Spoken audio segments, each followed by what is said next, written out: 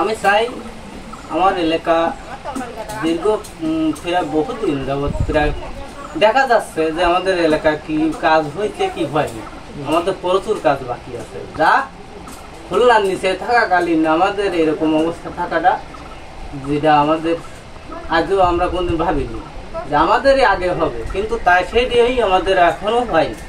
এখন আমি চাই যে আমার এলাকা অবহেলিত, এই এলাকায় যাতে খুব ভালো কাজ কাম হয়, তাই যেই সরকার আছে আমি চাই দেশটারে এখন দেশ সুন্দরভাবে চলুক।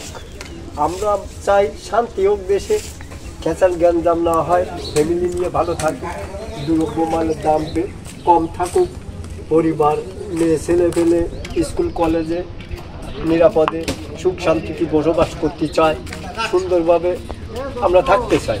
এটাই আমাকে মনে, কোনো নো যাবে না, কোনো নো টেনশনে আমরা বসবাস করি।